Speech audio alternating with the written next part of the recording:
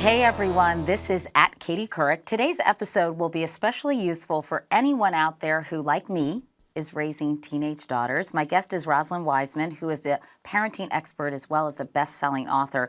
Her book, Queen Bees and Wannabes, was the inspiration for the movie Mean Girls, and it's now out in an updated and revised edition. And as always, before we begin, I want to say a big thank you, hello, to our sponsor, Dove. Hello. Rosalind, hi, how are you? So nice to see you. Yeah. Now, I interviewed you back in the day in 2002 when your book came out. On another network. And I want to ask you, because I think many people who have teenage kids might be familiar with your first book, and this is really an updated one, so the same book. But tell me why you wanted to write this 7 years ago. Sure. Well, there were a couple of reasons. One was after Mean Girls and this phenomenal success of this movie, I needed to take a step back and figure out, what did I want to do? What made my work meaningful? And because Mean Girls came out after you published this. Right, it came out in 2004. And I really did have to say, I'm a teacher, I'm an educator, and how am I going to make, what I do meaningful and relevant to young people? And at the same time, when I was going to book signings, I started feeling guilty when people would buy the book because I felt like the information wasn't as updated as it needed to be. Because when you wrote this in 2002, it was really before technology was so ubiquitous and really a part of every kid's life in America on a minute-by-minute basis, right? When I sat down and really thought about it, and I thought, the first thing I thought was, my goodness, like when I first started writing this book, there was no Google, there was no YouTube, there were not 10-year-olds with cell phones, there weren't 12-year-olds who I got an email today from a couple of days ago from a 12-year-old saying that she was so angry at me. She hated me because I had told her mother with my insane books that texting was not something that she should be doing at 12 years old. And she really was angry at me. Yeah, well, gee. That didn't exist. That's not, they would be angry at me for something else, but they weren't going to be this angry. And she said, this will ruin my life. That I cannot text is ruining my life. So I needed to answer that. When you think about it, and we have so much to talk about, but I remember taking my daughter when she was 12 and her friend to a concert. And her friend spent the entire time, even when she was walking to the seats, even when we were walking around to hopefully meet somebody who was performing, she was glued to her BlackBerry. And I thought, not only is this sick, but it's kind of dangerous too, because it's this constant. It's also rude. And the other part is that you do need to be interacting with people like in a person-to-person basis. Right. And which I worry about the technology and is it teaching our kids the social skills they need to actually read body language, understand people's reactions and expressions and how they relate to one another. Right. You can't really do that even when you're video chatting. Right. And also I worry about how technology empowers them to be even meaner and nastier because they feel somehow separated from their target. Right. I think, there's so much in what you're saying. So, first of all, everything that they're doing with technology, all of the mistakes that we all make when we're teenagers is amplified. And of course, one of the funny things about it is kids will think, they want privacy from their parents and they don't want their parents looking at their stuff online or whatever, but they have no privacy. The privacy only exists in their mind. They don't have any privacy anymore. So the parents are really the least of it. It's a real, for them and for the young people that I work with, it really is so integrated into everything that they do, just like for all of us. That what I really think is that we're losing, and that we need to take an opportunity to say, this is what our family values are, and this is what your concrete reality is. And so we can actually use this as an opportunity to show what we really think about how you conduct yourself. Because if we don't, then it really does become a Lord of the Flies situation. It really does. There is an amazing, I am not ever now surprised at what kids will do to each other online. And the other part is, I've always worked with boys equally to girls. And if boys weren't as good in psychological intimidation and humiliation before technology, they've pretty much caught up. Girls and boys are very fluid in the way that they're using technology together against each other. So it's just something that parents have to get a handle on. So you're saying that it's unrealistic to say no technology in your life. Because it's a huge opportunity. Right. Sure. But so you have to kind of say, how can our values fit in with the modern world and the way things are? Tell me about how kids are now using technology to a negative end? I mean, can you give me some examples? I mean, they're plentiful. Besides cyberbullying me. Yeah. Besides, No, I mean, here's the things that are the most problematic to me. One is a boy who solicits, if you really like me, 14-year-old girl, you're going to send me a topless, nude, or sexually provocative picture of yourself. And for girls who are freshmen in high school, the need to get attention is so huge. It's like a drug. It's like a little fix. You just want this attention so badly that you will do things that if you took a step back, if you asked a 15-year-old girl to go to school, right, and to go naked or topless in front of all the boys and say, "Do you like me now?" the girl would think you were insane. But that is what girls do online. And how do they feel like it's an actual just private exchange between them and said boy who's requesting This is a hard one because it's hard when I work with girls about this and they've already sent out the picture and now everybody has it and they are absolutely amazed and they do seem to be absolutely amazed.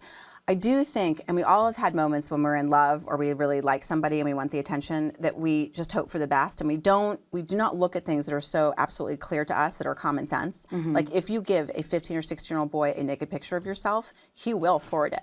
So you think in the moment, because he says, "No, if you really like me, you'll send me the picture." And I won't show anyone. I'm not going to show anybody. And so you do because you really want to believe that it's going to work out. But geez, how dumb, naive, and I know, but that's ridiculous is but that? But when you're a teenager, all of the really dumb decisions that we made as teenagers, that's the problem. Is it gets amplified and it just gets out of control. You know, the whole sexting thing, the National Campaign to Prevent Teen and Unwanted Pregnancies and Cosmo Girl teamed up for a survey. 22% of teen girls and 11% of young girls between the ages of 13 and 16, I really wish I had worn my glasses, have sent nude or semi-nude photos of themselves. 22%. And 71% of teen girls have sent or posted suggestive messages, which is no surprise. For sure. For sure. Now, there are moments, this is like the world, you're coming into my world of how crazy this has gotten. I don't know if I really want to be in that world, but this is okay, so here's sort of a positive, which is that in a sexting situation I was working with a group of kids in a school, a boy asked, this is an older girl, what was her favorite things to do sexually. And she bit, basically, and she started describing, but by words, what she liked. And she happened to have her parents as teachers in the school. And he got it. He got the transcript. He got the email or whatever it was. I think it was an IM. And he sent it around to everybody. And somebody thought it would be funny to print it out. And you know how faculty has like boxes where you put their stuff? So somebody thought it would be funny to print it out and put it in her parents' box. Now another boy, a junior boy, who really liked that faculty, saw what was happening. And he told me, like during the morning, he saw that piece of paper in the faculty box and he just couldn't live with it and he went and got it out.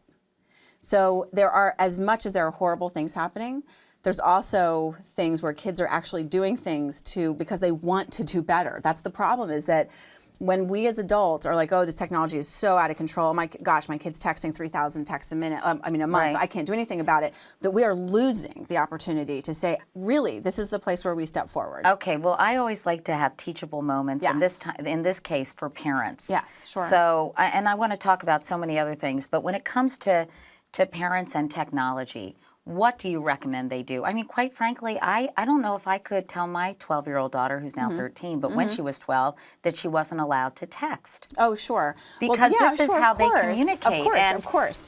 This is what you do. You sit down with your kid as soon as they are on Club Penguins, or I don't care what it is, Webkins, as soon as they are on a social networking site of any kind, you sit down with them and say, "Look, this is a privilege. This is not a right. And for you to participate, you need to not humiliate, tease, send embarrassing pictures, forward embarrassing pictures, because we don't think about forwarding. Kids are forwarding a lot of things. And I think parents need to say to them specifically, we're going to hold you responsible if you forward also. Someone brought me my glasses. Thank you so much, you guys. That's really nice of you.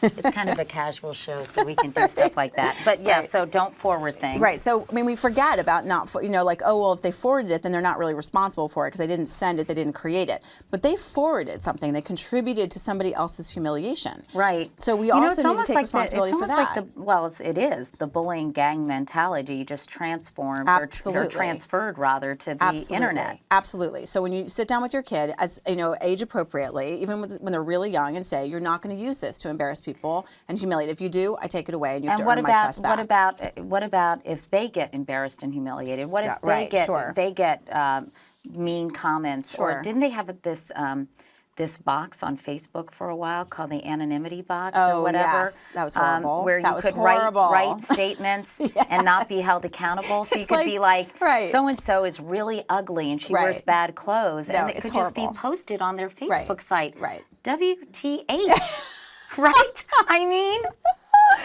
Yeah, you have to wonder sometimes about things like this. You're like, why would you do this? Why? Because why people would Facebook are mean. do it? Kids are mean. Right. And one thing that I think you point out in the book, by the way, I got in touch with some mommy bloggers from Silicon Valley, and we've got a lot of great questions from them, and I'm going to get to those in a moment. But one of the things you found, Rosalind, between 2002 and 2009, is this sort of mean girl mentality is starting younger and younger, which is really disturbing. So why is that happening, and how is it manifesting itself? Well, I think that the way I'm looking at it is that moms and dads are getting tricked or marketed into having their children look and act older rather than mature, right? I was thinking, like, is it maturity? It's not maturity, because maturity... Well, it's certainly over-sexualization of little so girls. it's acting, so it is not, when we think about mature, we think about like responsible behavior, empathy, you know, mature behavior. That's not what it is. It is we're teaching our children in a lot of different ways to act older or more adolescent, which if you think about it, like, why would parents want their kids at younger and younger ages to act like teenagers? That doesn't make sense, but they love it when they get into little dance routines. Well, you know what? I was just thinking when my daughter was Carrie was about 8, you know, I think, or even 7, Oops, I Did It Again, and Britney Spears was really hot. She used to make her T-shirt into a midriff, stick oranges in there, and put a wig on and dance around and gyrate. Now, I probably should have said, you know what, that's grossly inappropriate, but instead I thought it was really funny. No, but there's a difference, because that's actually, some of that's developmentally appropriate, right? Because girls are trying on their sexuality at early ages, and there's nothing wrong with like trying on as you get to be a tween. There is nothing wrong with that. It's what happens, the difference. But the difference is, because pulling up your shirt is a rite of passage for kids, for girls. Now, I'm not taking that away from girls, because that's like, that's what they do. But it is a parent going out and getting a costume for a dance recital. It is going and getting them, letting them, I know it's hard about the music, I get it, but to watch them and encourage them and like take video of them on YouTube of them like doing single ladies videos. Do you see what I'm saying? It's like, it's the difference between your child pulls the shirt up, right? That's what women have been doing for generations, to sort of try on, like, what does it feel like to be a woman? I'm not really sure. But there's a limited scope to that, and she created it. Whereas this is also being contributed by the parents. Like, I'm going to go buy the things that are going to make her feel like she's more of a teenager. I'm going to laugh and think she's precocious when she's really, really rude to me, because I don't know what to do. Like, laughing sometimes is really, I think, for parents, a lot about, I don't know what to do. Certainly as a parent, I have laughed because I don't know what to do in various situations. But that, I think the rudeness and the precociousness, it's like we're wanting little girls to be 15, and why would we want girls to do that, right? How do you keep them, though, at doing age-appropriate behavior? Sure. Well, I think, here's what I think that some of it is really hard, right? Like, you've got a kid who, you turn on the radio and there it is, or you're watching an appropriate TV show and an advertisement comes on. So there's things that you cannot help, right? But you can say to your kid when they're watching advertisements, or what do you think that's trying to sell you? What do they think they want women to be? What that girls want to be? What do they think about what is beautiful for a girl? So that you are teaching girls and boys to be media literate. Thinkers. And media literacy, critical thinking, social competency. Those are the 3 areas that I'm always looking at. Media literacy, social competency, and that's what it is. So we're teaching people and kids to look at what's coming at them, so they process it and they can have more self-agency. And you have to kind of remind yourself, because it's easy to kind of go into a daze if you're a working mother or you're tired, you have multiple kids, to not kind of pay attention to those messages that are so powerful. Right, me too, all the time. Yeah, all right, so we talked about cell phones, and a Pew study found that 71% of teens have cell phones. And I think very few use it to talk on. They do use it for texting, right? Right. They don't use it and to I talk. think I do it for safety reasons. Right. But what is the right Right. age for a child to have a cell phone? Well, I think that, first of all, they don't have to have their own cell phone. Like, I think if anytime they're going to a concert where they're going to be with a lot of people where they can get lost, then I think it's appropriate to give them What that about, tool. when they go to school every day and you're working and they may have forgotten to tell you they're going to Susie's house after school, or they forgot to tell you, oh, there's a track meet. Right. I mean, I think for a lot of parents, just, pragmatically Right, speaking, sure. it does give them a sense of security. So it's kind of hard to say you can't have one unless you're going to a concert. Well, I think that if you're going to give one to a kid, because I know I could say to parents, don't give your children cell phones, and they're Right. going to go, and get their kid a cell phone, right? So I know that it's not. I think what you need to do is you need to sit down with your kid, again, in the same kind of way. If it's a privilege, it is not a right. This is what it's for, right? It's to tell me when you have a track meet. It's to tell me when. It is not to tell me that you haven't done your homework and I need to come to the school and bail you out, by the way. It is not for that, because it teaches kids to be incompetent, basically. If they're texting their parents about everything they forgot and the parent runs over to the school every time, then the cell phone is actually... Many kids do that, do they? Text their parents? I think, don't they? It's just almost a language of adolescence. Well, if they forget something at school, they're going to say, oh, I forgot X, can you please bring it over? And I think you get like once a semester to do that, and that's about it. I mean, the thing about like sort of learned of like, I just depend on my parents to like clean up my messes all the time. I don't want cell phones to be for that. As someone who forgot everything all the time in 6th and 7th grade and called my mom, I kind of relate to that, and I turned out okay. So. Right. But it's those rules. But the other part that I think parents sometimes don't think about is that parents love to have they like to think about, for very good reason, that their house is like a bubble, right? They want to create a bubble for their house of safety for their kids, since they have strong feelings about like PG-13 movies, like when you have 13 and 14-year-old children. And they let their kids have their cell phone by their bed, right? And lots of times that I'm using it for an alarm. No, it's true. Yeah. And you don't even think about it. So, but the only bubble that exists is in your head if you let your child have the cell phone by their bed. So that's what I mean by like there are very common sense things that if we think about this, we can teach our kids to use it. So and sometimes it's hard to to think along those lines because we didn't grow up with all this technology. Of course not. Right. And we're kind of addicted ourselves. In fact, I talked to Frank Luntz about his book, and he was saying parents really need to be better role models in terms of technology. They need to put their cell phones and their Blackberries away because they're not modeling very good behavior for their kids, which is really true. But it takes a lot of discipline, doesn't it? No, it actually happened to me. My kid said to me, my 6-year-old said to me recently, about a month ago, Mommy, you're not listening to what I'm saying. And I said, yes, I am. He's like, no, you're not. You're just going, and I was on my cell phone. Right. So he was right. I needed to put it down. Or, you're on your computer, and I have a friend who calls me and says, she starts talking, and she knows I'm not listening. Then she tells me she's going to commit suicide, and I'm like, really? That's nice, dear. She says, you're not listening to me, which is true. Right. We talked about privacy and how it means something different for parents than it does kids, or maybe the sense of privacy is completely false for children. Right. But a mommy blogger named April writes, my oldest daughter will be 12 later this month. My youngest will be 9. I remember needing my privacy as a girl, and I don't want to deprive my daughters of that. But at the same time, I, of course, want to be sure that I don't give her too much space. So how do you find the right balance between kind of keeping an eye on kids, but also respecting their need to kind of be independent? Yeah.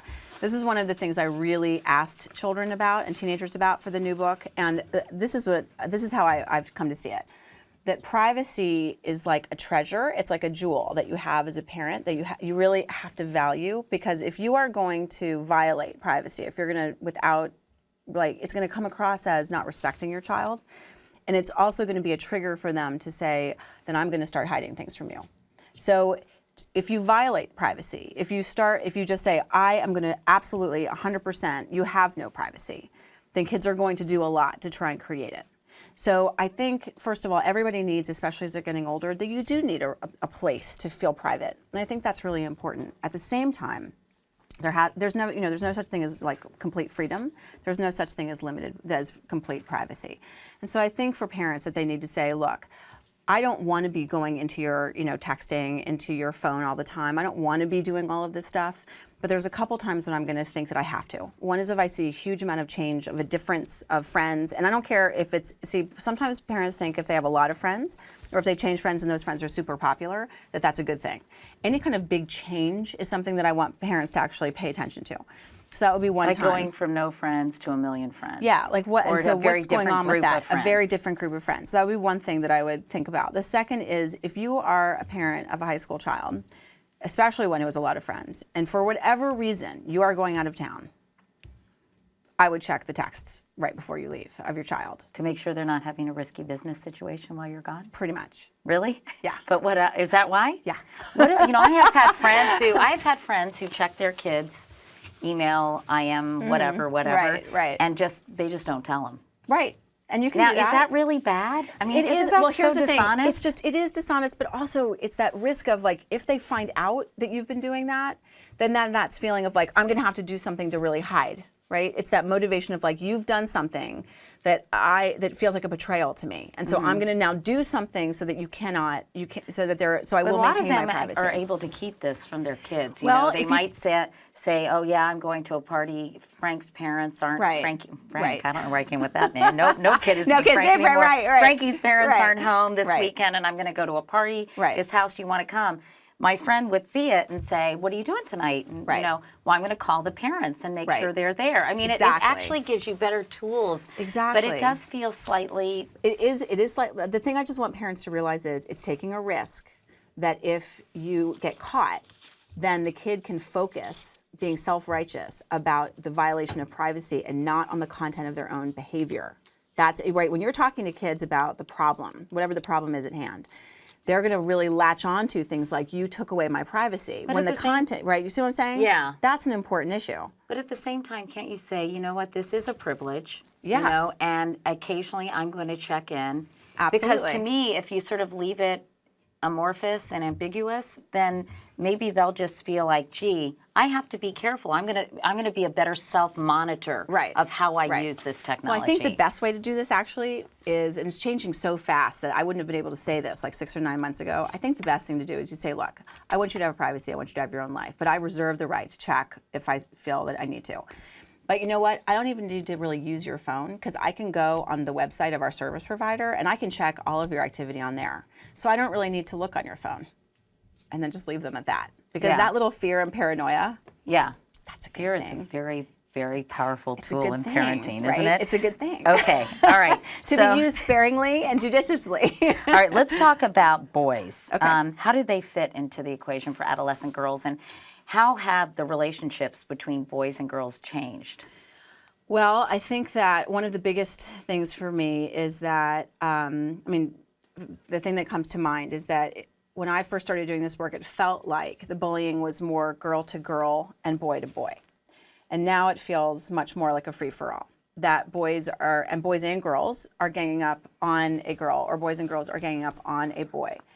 And that they're using the same kinds of mechanisms to go after people. So there was a kid that I was just When you say teaching. mechanisms, you mean sort of like Words, go at Facebook, the types of words, the types of attacks that are happening, and using Facebook, of course. But like so recently what comes to mind is there was a kid who came up to me after I was working at a school, really handsome kid, very good athlete. He was a cross-country athlete, and he had gotten into trouble with a girl and a boy on his team, because they thought that he had snitched on them, that they didn't go to practice, they had gone to somebody's house and watched television.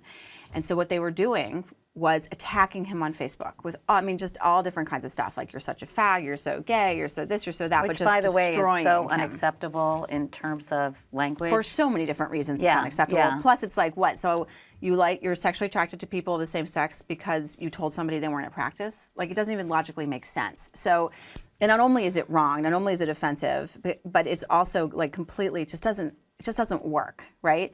So the boys and girls are going after each other together, and that's one of the things that I'm seeing. And this kid was more devastated. bullying that are boys and girls, Right, they're doing ganging it up together. on kids. Right. It is really, I could go on and on about like volleyball teams where the new girl, this is what I'm dealing with right now, where a new girl comes onto the volleyball team and it's sort of like, welcome to the volleyball team. The older girls are telling everybody in the school she has herpes. I mean, it's like, what are you doing? Well, what is the coach doing? And Yeah. that's actually an important question I have is, what can parents do when their kids are either bullies or probably more prevalent targets, Right. when they're being treated in such a bad way? Because sometimes it just exacerbates the situation if you Sure. have a parent get involved or even a teacher get Sure. involved. But at the same time, it does turn into Lord of the Flies. Well, the way I look at it is, it's the misery that you can control versus the misery you cannot control. So you were asking me earlier about like what happens when you get targeted, what do you do? And as a parent, what I want the parent to say is 3 things. I want them to say, I'm so sorry, thank you for telling me, because it's a huge, from what you're saying, it's a huge leap of faith for them to talk to the adults about it. Huge. Right. Third is, you and I are going to work on this together to figure it out. And your kid's probably going to say something like, okay, but you have to promise not to do anything or say anything or anything like that. I'm going to tell you this, but you can't do anything about it. And I really want parents to be able to say, look, I would love to be able to make that promise, but I can't, because you might tell me something that I have to do something about. So, but I will promise you this, and this actually goes back to the privacy and respect thing, is that I will never blindside you. When you and I decide who to go to for help, you and I are going to figure out who to go to together, so that you're never going to be surprised, you're never going to be blindsided, you are part of this process. And I might have to make you make decisions you don't want to make, which I think kids actually can deal with, right? This is the parents being parents. Mm-hmm. That we can say, if we're clear to them and we're honest, then I think kids can deal with things that we think like, oh, they're never going to be able to deal with that. So yeah, I know you're right, because people, I think, as you said, it's a huge leap of faith. And then to actually do something is absolutely terrifying to these kids. But Yes. I've always wondered, can you go to parents and say to them, this is a real issue. Your child, can we talk about this? Oh, sure. Because it's really hard, because some parents are in complete denial. Yes, they when are. their kids behave like this. Yes, And, yes. if someone came to me, I would be so mortified, and I would say, what can we do? Right. I would make I would go crazy, probably Right. the other way. Right. But so many parents just can't accept that their child is doing anything wrong, which is so annoying. Yeah, it is annoying, and you can imagine how many times I am told that. There's a couple of things. There's a couple of things about that. One is, I do think the kid needs, at the best of his or her ability, to be able to confront the bully or the person who is, even if they're a bystander, that they need to speak to the person one-on-one first. Second, and then what they're going to do is they're going to say exactly what they don't like. They're going to say exactly what they want. And they're going to say, look, I basically have the right, or that person has the right, to be in this school without being treated like dirt. I have the right to be treated with dignity. Now, it is not like the bully is going to say, oh my gosh, you're so right. I didn't realize how horrible I was being. I am going to stop. I'm totally going to stop. They're not going to do that. They're going to roll their eyes at, like, the best they're going to do is they're going to roll their eyes because they have to. What I'm saying to kids is, and they can get this, is you either say nothing, and sometimes parents will say just ignore it. Just ignore it is not helpful, because when kids come to you with this, it's not like they've just been thinking about it for a second. They've been thinking about telling you for like weeks. And so when you say just ignore it, it's like, right, if not months. So it's also that it's like saying like you have no ability to change this. So that's what it is the choice of misery that you can control, where you stand up to someone and say, you know what, I know you're not going to probably change your behavior. That's not why I'm doing this. I'm doing this because you are hurting me, but I'm still strong enough to be able to stand here and tell you this. And I can deal with that.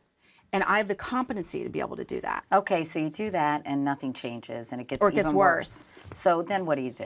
Then if you've got a pattern of behavior where the kid, so they've tried that, then what you and your child can sit down and say, okay, what's the next layer, right? So the next layer is either the teacher, the supervisor, maybe the parents. But the problem with the parents is that we can't, it's so hard not to go up to the parent and say something like, do you know what kind of child you raised?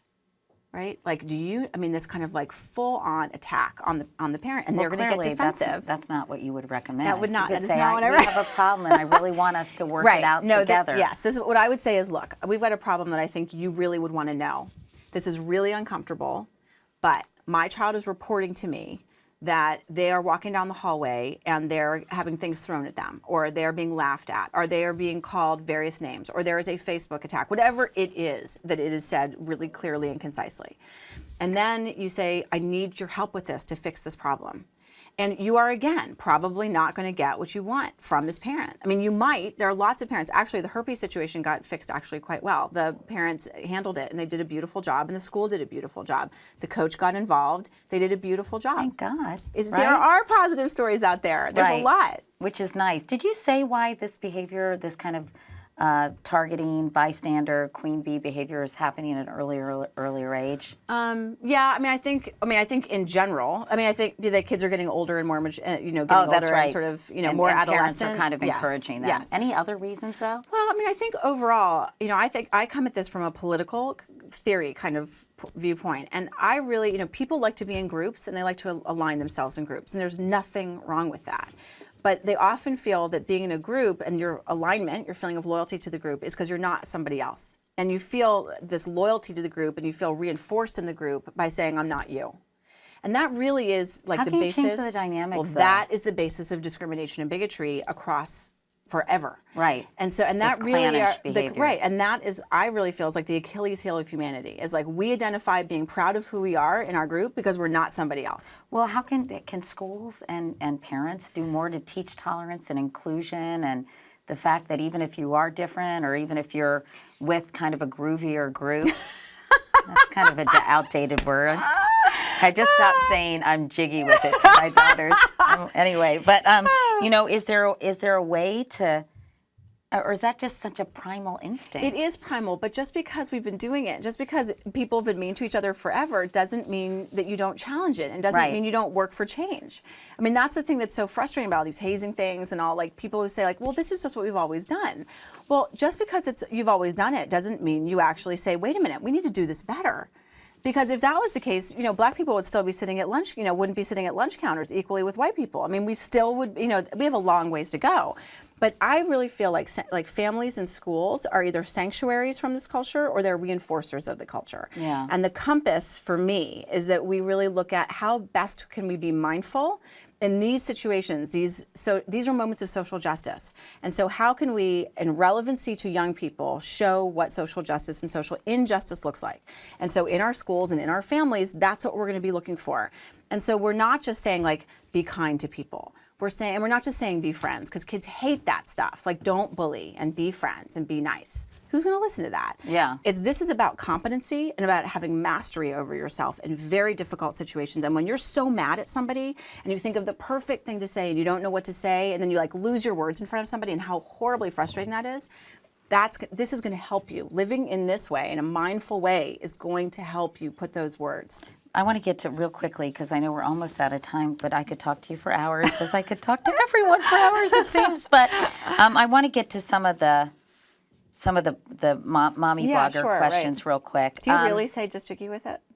I used to. That's really not good. I really did. No, I did it to annoy them, to try to be cool and laughing at myself. I didn't actually think I was cool, Rosalind, saying that. I did it because I thought it was funny.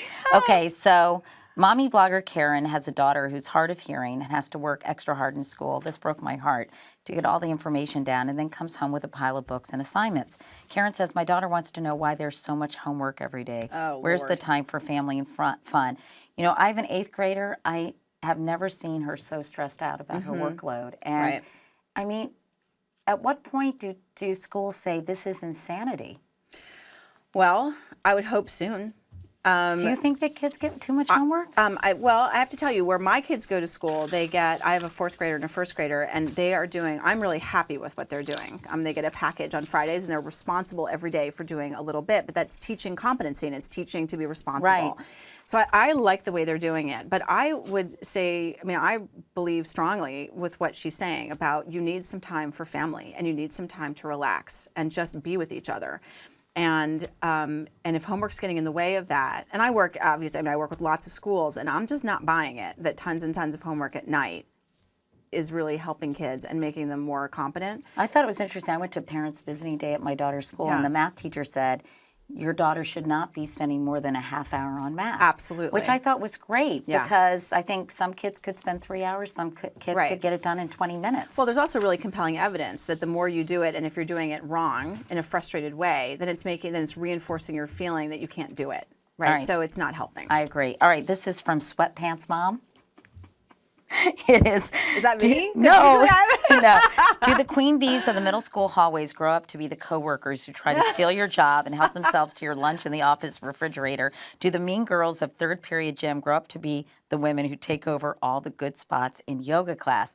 I think Sweatpants Mom raises a point that you raise in your book. And here's one of the ways that that I always tell this with parents is that sometimes when their kid is being ostracized, they'll say for some reason there's no reason. Somehow overnight, my child stopped having friends. And one of the things that parents don't realize is that that's the way they look at it, right? And parents will say, well, my child is creative and imaginative and fun, and that is why no one likes my kid. I got that recently from a parent. And I had to say really respectfully, really, honestly, I don't think that's the way the fifth graders are looking at it. They're not looking at, oh, I really don't like that girl because she's creative and fun and imaginative. I hate her for that reason. When people are mean, one of the trickiest things about it is they think they have very good reason for it. And they often think that they're justified in their behavior. So I think that's one of the important things for parents to realize. Now, it could be not taking away from the pain your child's in, but when parents don't see it for that, they just say, for no reason this is happening, then you cannot see the problem for what it is. Right. So you have to be kind of honest, and that's really hard to do as a parent. It's really hard. And if you have the baggage that you're talking about, then that gets even harder to be able to see it. And so it's literally like through a maze. It's like you just cannot see what's in front of you. Don't you think bullies can sniff out weakness too? Sure. That sometimes if you look like you can be teased and treated cruelly, then they'll take advantage. It is sort of a Darwinian phenomenon, isn't it? And one of the things that's really troubling to me is that what I've seen even more so in the last 18 months is kids who are sort of stars, who are very good at sports, like a girl or a boy who's really attractive, really good at sports, that you wouldn't think is a target for bullying, that they are. Because people are jealous? And because they're going after them. And Facebook makes that so much easier. Ugh. And then they feel like, I was just talking to a kid who was a junior in high school, and these two girls had created a whole website about why they hated her. And they actually, the school expelled those children. But when I saw her face was she was obscuring her entire face with her hair, and she could not, I said, what are you good at? I was like, I knew it. I was like, what are you good at? She's like, well, I guess I'm good at soccer. It's like, really? Are you good at soccer? She's like, well, yeah, I'm pretty good. So what we're doing is kids are actually, even though they're in this very competitive world, that around their peers, they can't say what they're good at. Because it's like, oh, you think you're all that? Well, then I'm going to go trash you. So it's gotten to be pretty complicated. I want to do one other question, because I thought this was actually a really good question, even though there are a lot of them, and I'm sorry for people who wrote in and I can't get to all of them. But Jessica writes, I have a daughter who's 3.5. She's already a sassy mass of hyperfemininity. I like that, sassy mass. Sassy mass. Concerned with being, quote, as beautiful as a princess. I've noticed that she takes a very strong leadership role. Uh-oh. I think that means she's bossy. In group play dates and preschool, yikes, I wanted to raise a strong woman, but I'm praying I can handle her. But I think the biggest question is, how important is it to rein in little girls, she asks, with diva tendencies? In other words, how do you raise a strong girl who's not an overbearing, bossy, obnoxious person? Yeah. This was in the new Queen Bees book, with the chapter I did on younger girls. I asked the girls about this, and they said, well, there's a difference between being a girly girl and a drama queen. And I was, really? And then they said, well, sometimes you can have both, but that's like having your house on fire. I was like, really? And then they said, yeah, second grade is when everything explodes, everything among the girls explodes. I would say for this parent that it is wonderful to have leadership qualities, and you do not want to dampen those down. You just have to be able to have that girl channeled those leadership qualities for good and not for evil. And you also probably should point them out to her. It's a fine line. Well, she's only 3.5, but at some point, you want it. That's great if you want to organize things and encourage kids. Right. But to be too pushy and to make them and to force them and to be threatening, that's not good. This is what I would look out for with this mom. If she excludes people from play. You don't want to be micromanaging. I do not want to be advocating micromanaging play for kids. Yeah. But for little kids, they are so good at, and social scientists are backing this up, that, for example, there's a difference between playing and saying, you can't play with me. right? That would be something that you need to, be aware of, right? If she does like secret groups or secret languages as she gets older, like at about 6 and 8, a girl like that oftentimes will do like secret languages. Secret languages are never about how much they like everybody else. It's always about how much they don't like everybody else, and that we're this exclusive little club. Right. So that you would need to discipline, or that you would need to hold the child accountable. But you also, when she does things that are good in leadership, you need to praise that, because oftentimes what we do is we just focus on the bad leadership qualities because our baggage is coming up and we're all nervous about it, understandably, like this mom is. But when she does things that are positive, you also have to say it's not like, oh, you're a good leader. You have to say specifically what she's doing about why you like that and why that is positive leadership instead of the negative leadership. Well, it's so fun to talk to you, Rosalind. I know, Yeah, always. nice to see you again. I should Always. have you go talk to my daughter's school, because I think it's important. Sometimes I think these issues, because people do have the attitudes, oh, girls will be girls, and this is just the way it's been forever. Right. That I think actually talking about them and addressing them, and I'm doing a couple of pieces on teen violence and how technology, you can harass someone through text messages. Right. And as you, I think, mentioned in the book, you can text message somebody, the entire school hates you. Right. And it's just so devastating for Right. kids. But just even Right. talking about it and setting some parameters in this new world, I think, can be invaluable. Yeah, and it's also a way to be more relevant, to be relevant to your child. Yeah. What is more important than that? Nothing. Yeah. Rosalind, thank you so much. And Thanks by for the way, having me. Rosalind's updated and revised book is called Queen Bees and Wannabes, and it is on sale now. Thank you all for your great questions and comments, especially my friends from the Silicon Valley Moms Group. I'm sorry I couldn't get to all of them, but I can't go on and on. They get mad at me here if I just keep going and going. But anyway, I'm Katie Couric. Stay tuned now for a message from our sponsor, Dove. Thanks for watching.